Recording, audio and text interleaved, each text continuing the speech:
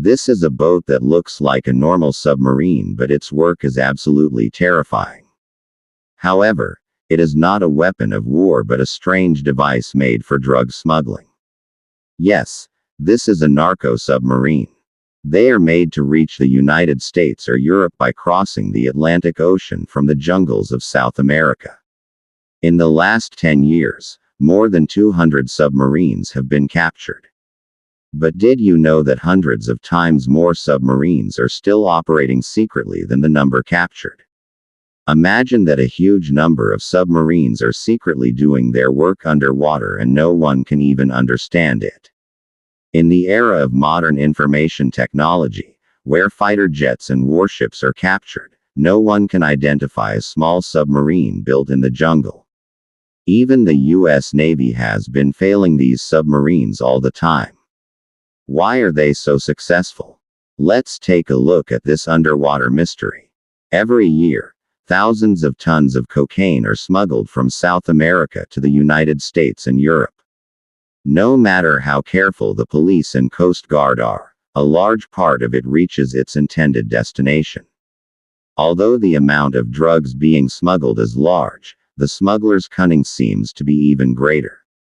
Initially, these narco submarines were very simple and made for short-distance travel, but over time, smugglers have become more innovative and modern.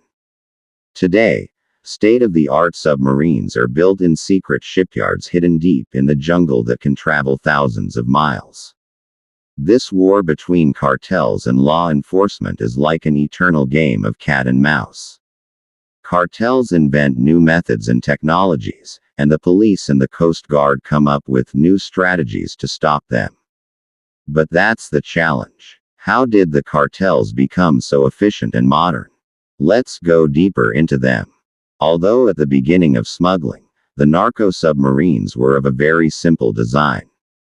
They were not very complicated. They were 46 feet long, which could hide a little under the water of the sea. Its head was underwater and it was painted in such a way that it could blend in with the sea, so this submarine could avoid radar eyes. But what is the inside of it like? In a word, it was not comfortable at all. The crew was very in the narrow space. There was a diesel engine in the back, a small sleeping area for the crew in the middle, and a bag of drugs in the front. A submarine could carry about 7 to 8 tons of cocaine. With such a weight, the submarine was lowered underwater so that no one could easily see it. In this way, the submarines would cross the sea day and night. The crew of 5 would sit in the terrible rough sea for hours on end, but this journey would stop at any moment if the Coast Guard could identify them. The funny thing is that once caught, the smugglers would try to sink the entire submarine underwater, but that was not always possible. These simple designs once brought great success to the drug cartels, but compared to today's advanced technology, they are now a distant memory. When the cartels realized that a more advanced design was needed to cross the sea, they made the submarines bigger and stronger. Thus was born the 65-foot-long advanced narco submarines. These are not only larger but also much more powerful, capable of crossing the entire Atlantic Ocean, but this journey was not easy for the crew. There is no comfort here. Instead of beds, they have to sleep on plastic bags and hard fiberglass floors. They have to use plastic bags instead of toilets. The only food they have is energy bars, rice, and cans of sardines. Despite the rough seas, the fear of getting lost, and the surveillance of the Coast Guard, these submarines continue to fulfill their mission. But sometimes everything does not go according to plan.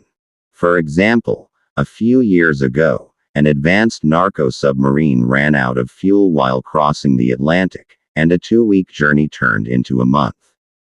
They then tried to communicate with other cartel ships, but they failed in that too. Finally, they tried to sink the submarine and escape, but in the end the law enforcement forces caught them. But when even the advanced submarines were in danger of being caught, the cartels created the snorkel submarine. This is a ship that can completely submerge underwater. Only a small pipe is on the top. This pipe lets air in and keeps the engine cool. These 65-foot-long submarines are made of fiberglass so that they are not easily detected by radar. They can carry up to 8 tons of cocaine, and they are so secretive that no snorkel submarine has ever been caught at sea. To be honest, it is incredible that such an advanced design submarine has been built in the jungle. The cartels always seem to be one step ahead.